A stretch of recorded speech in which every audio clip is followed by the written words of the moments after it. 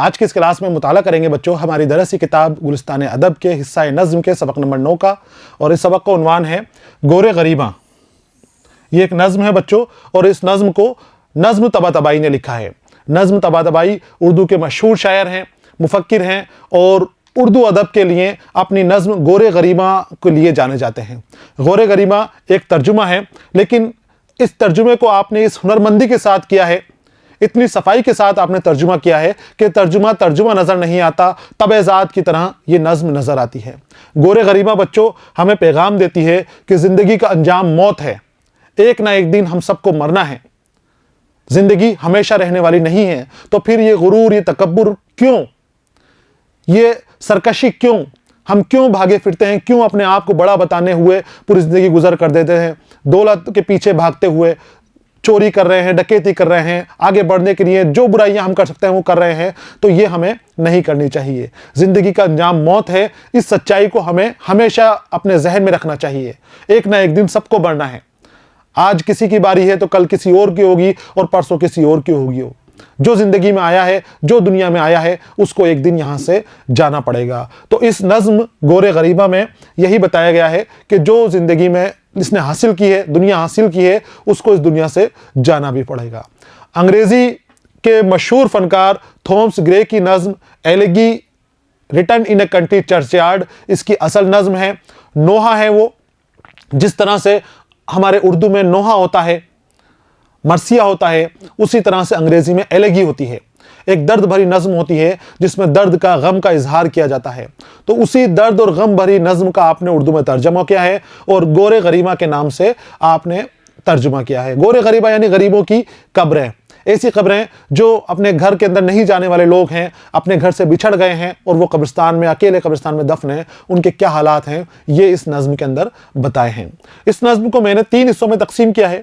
पहले हिस्से में हमने नज़्म तबातबाई के हवाले से मालूमात हासिल की, नज़्म तबातबाई की ज़िंदगानी के हवाले से और तर्ज तहरीर, खुसूसियात कलाम के हवाले से मालूमात हासिल की है। दूसरे हिस्से में हमने नज़्म गोरे गरीबा का मुताला किया है, क्या पैगाम देती है, क्या हमें बताना चाहती है, और किस तरह की सुधार हमारे अंदर चाहती है ये नज़्म, वो इस नज़्म में हमने दूसरे हिस्से में मुताला किया है। और इसके बाद यहाँ पर मैं इस सबक का तीसरा हिस्सा लेकर आपके सामने हाजिर हूँ। इस हिस्से में हम गोरे गरीबा से मुतालिक दरसी किताब में जो सवालात दिए गए हैं, उन सवालातों के जवाबात करेंगे, और इस हिस्से का उन्वान है मशकी सवालात।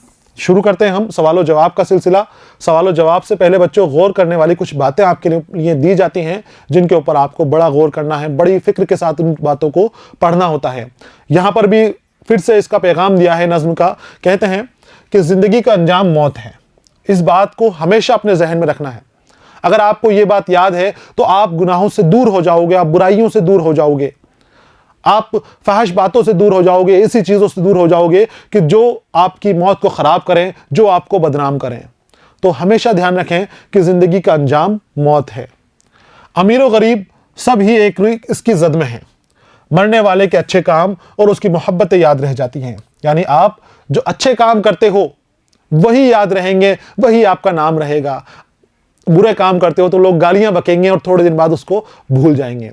तो जिंदगी का अंजाम मौत है, यानी एक दिन मरना है। तो जब मरना ही है तो अच्छे काम करके मरा जाए, चाहे अमीर हो या गरीब हो, हर आदमी इसकी जद के अंदर है। तो अपना पैसा क्यों अपने साथ लेकर जाया जाए, उस पैसे से गरीबों की खिदमत कीजिए। और गरीब हैं तो अपने अखलाक से लोगों के साथ पेश आइए, अच्छे अखलाक से लोगों के साथ मिलिए। सिर्फ आपके वो मोहब्बत के 2 बोल जो हैं, सिर्फ अच्छे अखलाक जो हैं, वही आपके साथ जाएंगे। और वही ऐसी चीज़ है जो मरने के बाद भी आपको लोगों के बीच में जिंदा रखेंगे, लोगों के बीच में आपकी यादें बनाए रखेंगे। तो अच्छे काम करते रहना है, ईमानदारी के साथ अपनी ज़िंदगी गुजर बसर करनी है। ये गौर करने वाली बात हुई बच्चों। आगे आते हैं सवाल और जवाब की तरफ। पहला सवाल है, गोरे गरीबा के अशार किस अंग्रेजी नज्म का तर्जुमा है? अभी मैंने आपको बताया है अंग्रेजी शायर थॉमस ग्रे की नज्म है और नज्म का उन्वान है एलेगी return in a country churchyard. ये नज्म नोहा है, यानी नोहे के अंदाज में लिखी हुई नज्म है। नोहा दर्द भरी नज्म को कहते हैं, दुख भरे अंदाज में लिखी हुई नज्म को कहते हैं। जिस तरह से उर्दू अदब में मरसिया होता है, मरसिए के अंदर मरने वाले की याद में मरसिया लिखा जाता है, दुख के अंदाज का लिखा जाता है, गम के अंदाज में लिखा जाता है। उसी तरह इंग्लिश में एलेगी लिखी जाती है। मरसिया और नोहा एलेगी का अंग्रेजी तर्जुमा है।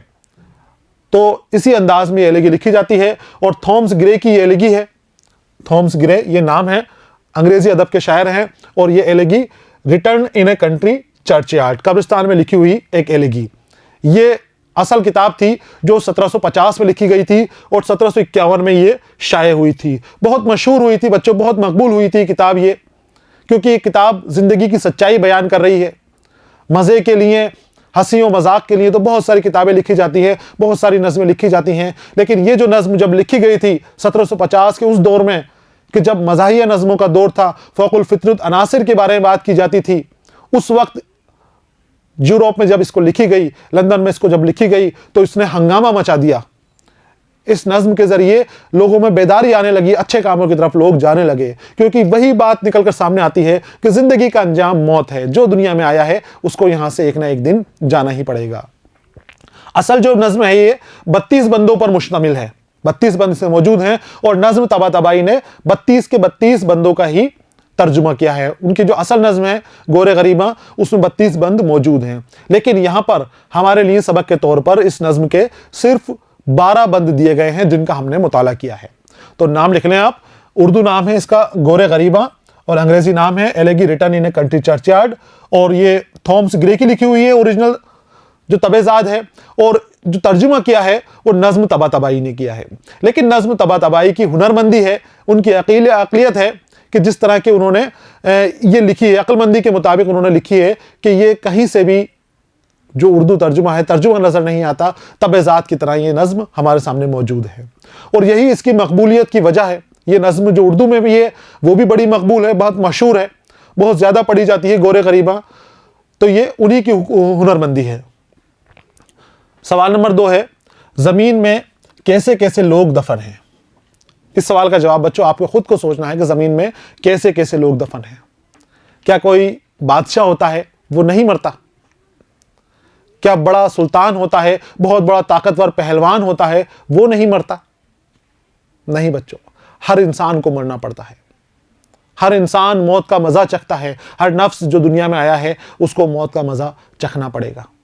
चाहे वो पहलवान हो, बड़ा ताकतवर हो, मोटी मोटी उसकी बॉडियां हो, जिस्म उसने बहुत ताकतवर बना लिया हो, बड़े बड़े लोगों को पटक देता हो, लेकिन जब वक्त आएगा उसका मरने का तो 1 सेकंड नहीं लगेगा, 1 सेकंड की मोहलत नहीं मिलेगी। बहुत बड़ा बादशाह है, कद्दावर बादशाह है, बड़े बड़े हुकूमत उसकी है, बड़े बड़े लोगों के ऊपर उसका राज चलता है, पूरी दुनिया को अपने ताबे में रखता है, लेकिन जब मौत का वक्त आता है तो मौत उसके लिए इतना सा इंतजार नहीं करती कि इतना बड़ा बादशाह है, थोड़ा इंतजार कर लूं बैठकर। बड़े बड़े मगरूर, बड़े बड़े घमंडी बादशाह, जिनमें नमरूद जैसा बादशाह शामिल है, शद्दाद जैसा बादशाह शामिल है, कोई भी मौत से नहीं बचा है।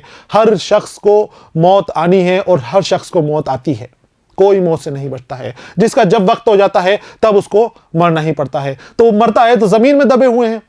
अब पूछ रहे हैं आपसे कि जमीन में कैसे कैसे लोग दबे हैं, तो जमीन में बड़े बड़े बादशाह दबे हुए हैं, बड़े बड़े शहजादे दबे हुए हैं, सुल्तान दबे हुए हैं, खूबसूरत चेहरे वाले दबे हुए हैं, बड़े ताकतवर दबे हुए हैं, मगरूर दबे हुए हैं, घमंड के अंदर जिनके सर टेढ़े रहते थे, जो टेढ़ी टोपियां लगाकर चलते थे।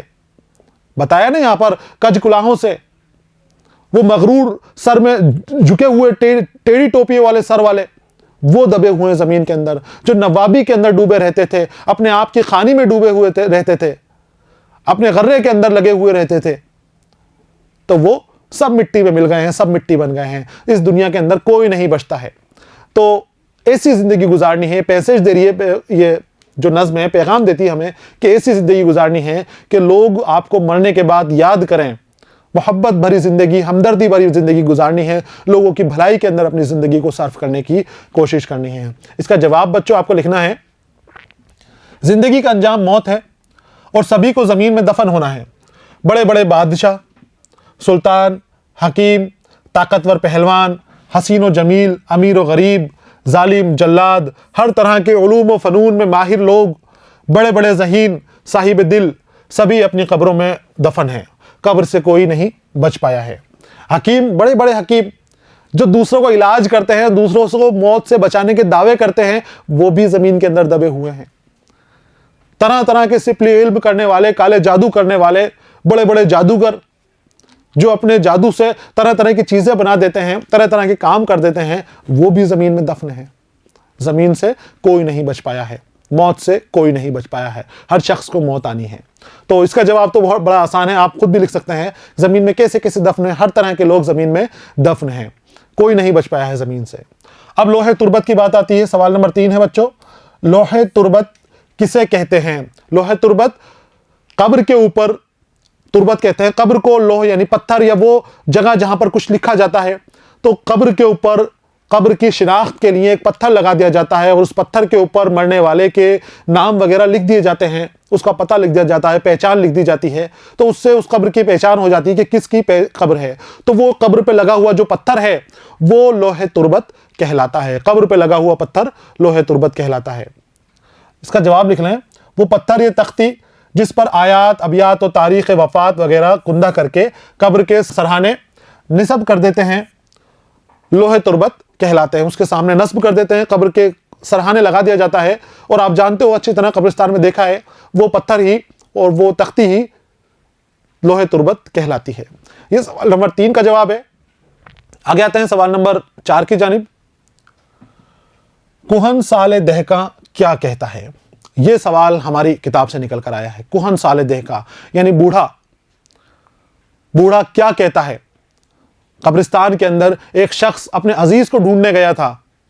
वो अजीज जो मर चुका है, जो यहां पर आता था, अब वो कब्र के हाल देख रहा है। उसका मरे हुए, उसकी रूह पूरे कब्रिस्तान की हाल देख रही है। सन्नाटा ही सन्नाटा फसरा हुआ है। वहां पर गुरूर करने वाले लोग दबे हुए हैं, मगरूर दबे हुए हैं, वहां पर जालिम दबे हुए हैं।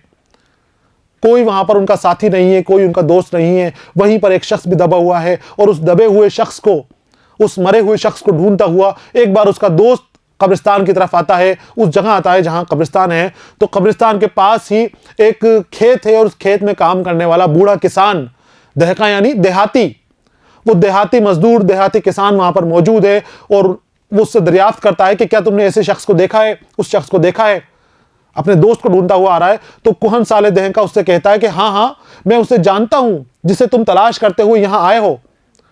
वो शख्स यहां पर रोज आया करता था। वो सुबह के वक्त सैर और सियाहत के लिए यहां पर आया करता था। कभी मैं उसको सामने सब्जे के मैदानों में देखा करता था, कभी मैं उसको उस झरने के करीब देखा करता था, कभी वो मुझे फुलवारी के नजदीक नजर आया करता था। जगह जगह में उसको सैर और सियाहत करते हुए तफरीह के लिए देखा करता था। शाम के वक्त जब वो आया करता था तो वो नहर के करीब बैठा हुआ मुझे नजर आया करता था। रोज यहां पर आया करता था, मैं अच्छी तरह से वाकिफ हूं। कौन कहता है? ये बूढ़ा कहता है। एक शख्स जो अपने दोस्त को ढूंढने आया है, उससे बूढ़ा मुखातिब है और कहता है कि मैं उसको अच्छी तरह जानता हूं, जो तुम्हारा दोस्त तुम बता रहे हो वो यहां पर रोज आया करता था। लेकिन एक बार ऐसा हुआ कि वो यहां नहीं आया। मैंने सोचा कुछ काम हो गया हो, वो नहीं आया। अगले दिन भी वो नहीं आया। मैंने सोचा कि अगले दिन भी वो क्यों नहीं आया, मेरी बेचैनी बढ़ गई। मैंने इंतजार किया, लेकिन वो फिर कई दिन नहीं आया। 1 दिन नहीं आया, 2 दिन नहीं आया, 3 दिन नहीं आया। फिर मेरी तवज्जो उसकी तरफ से हट गई। लेकिन एक दिन मैंने क्या देखा कि कुछ लोग, उसके घर वाले, उसके दोस्त उसको कंधों पर उठाकर लेकर आ रहे हैं। वो मर चुका है, उसका इंतकाल हो चुका था, वो इस दुनिया से जा चुका था। 3 दिन 4 दिन बाद उसके रिश्तेदार उसको यहां पर लेकर आए और यही उसको, इस कब्रिस्तान में ही उसको दफन किया गया। वो देखो सामने उसकी लोहे तुर्बत लगी हुई है। ये जो कब्र है और कब्र के ऊपर लोहे तुर्बत है, ये आपको बता देगी कि ये वही शख्स है जिसको आप ढूंढ रहे हैं। यहां पर सच्चाई बताई गई है, जिंदगी की सच्चाई बताई गई है कि हम घूम रहे हैं, फिर रहे हैं, मजे कर रहे हैं, लेकिन हमें हमारे कल के बारे में मालूम नहीं है कि कल हमारे साथ क्या होने वाला है। वो शख्स रोज वहां पर जाता था, उस बूढ़े से भी उसकी मुलाकात होती थी, उसको देखकर वो मुस्कुराता था, बूढ़ा भी उसको अनजाने देखकर मुस्कुरा जाता था। लेकिन एक दिन वो नहीं आया और पता चला कि उसका इंतकाल हो गया है। तो जिंदगी का कोई भरोसा नहीं है कि आज हम हैं और कल हम नहीं हैं। कल हमारे साथ कोई हादसा हो जाए, कुछ ऐसा वाक़या हो जाए कि हम नहीं रहें, तो फिर हमें फुर्सत नहीं है कि हम कब अपने कामों को सुधार करेंगे। हम ये सोचते हैं कि अभी बहुत वक्त पड़ा है, देखा जाएगा, अच्छे काम कर लेंगे, अच्छाइयाँ कर लेंगे, ईमानदारी के साथ ज़िंदगी गुजार लेंगे, बहुत वक्त पड़ा है। लेकिन बच्चों, वक्त बिल्कुल भी नहीं पड़ा है। अगले पल का भरोसा नहीं है, क्या हो जाए, किस तरह से दुनिया बदल जाए, हमें ये पता नहीं है। तो ज़िंदगी का कोई भरोसा नहीं है। अच्छे काम करें, वो आज से ही करें। तो ये बूढ़ा दहका उसको इस तरह से कहता है, उसके दोस्त को, और उसको उसके दोस्त की कब्र के पास ले जाता है, बता देता है कि ये वही कब्र है जिसको आप ढूंढ रहे हो, तलाश कर रहे हो। जवाब इसका लिखना है, कोहन साले दहका कब्रिस्तान में किसी की तलाश करने आए शख्स से कहता है कि तुम जिसके मुतलाशी हो उसे मैं खूब अच्छी तरह जानता हूं। वो रोज इस तरफ चहलकदमी करने आया करता था, दरिया के किनारे सैर सियाहत करता था और बाग में टहलता था। वो कहता है कि मैं खूब देखा करता था, अच्छी तरह वाकिफ हूं, रोज वो यहीं रहता था, मौजूद रहता था मेरे सामने। कभी वो कब्रिस्तान की दीवारों के ऊपर बैठ जाया करता था, कभी दरिया के ऊपर जो नदियां किनारे हैं वहां सैर सियाहत किया करता था, इन सब्जाजारों के अंदर वो बैठा करता था। अब वो मालूम नहीं कहां गया और उसकी कब्र ही देखी फिर मैंने। लेकिन एक दिन अचानक उसने आना बंद कर दिया। मैंने उसे यहां आसपास तलाश किया पर वो कहीं नजर नहीं आया। तीसरे दिन उसका जनाजा यहां पर आया और एक कब्र की तरफ इशारा करते हुए कहता है कि ये उसी शख्स की कब्र है जिसकी तलाश में तुम आए हो। वो उनको कब्र को दिखा देता है और बता देता है कि ये तुम्हारा दोस्त है जिसको तुम ढूंढ रहे हो। तो यहां पर इस सवाल का जवाब भी मुकम्मल हो जाता है। 4 सवाल यहां पर दिए गए हैं, चारों सवाल के हमने जवाबात हासिल किए हैं। इन्हें आप लिख लें और लिख के अपने उस्ताद को भी चेक कराएं। इसके बाद बच्चों अमली काम भी आपके लिए दिया गया है और अमली काम है नज्म के किसी एक बंद को जुबानी याद कीजिए। बहुत खूबसूरत नज्म है, जिंदगी की सच्चाई बताने वाली नज्म है, हकीकत से हमें रूबरू कराती है, हमें अच्छाई की तरफ लेकर जाती है, तरगीब दिलाती है कि बुराइयों को छोड़ दो और अच्छाई की तरफ चले जाओ। 12 बंद यहाँ पर आपके लिए दिए गए हैं। असल नज्म 32 बंदों पर मुश्तमिल है, यहाँ सबक के अंदर 12 बंद आपके लिए दिए गए हैं। कोशिश करें कि एक आध बंद आप याद करें और अपने दोस्तों को, अपने वालिदैन को सुनाएं, अपने घर पर सुनाएं और तारीफ हासिल करें। और फिर उस बंद को आप अपनी जो आपको अच्छा लगा है कॉपी में भी लिखें और लिखे अपने काम के साथ, जो सवाल और जवाब के साथ अपने उस्ताद को चेक कराएं। यहाँ पर बच्चों सवाल और जवाब का सिलसिला मुकम्मल हो गया है, सबक भी हमारा मुकम्मल हो गया है। अगले सबक के साथ में फिर आपके सामने हाजिर रहूँगा। इजाज़त दीजिए, पढ़ते रहिए, खुश रहिए, अलविदा।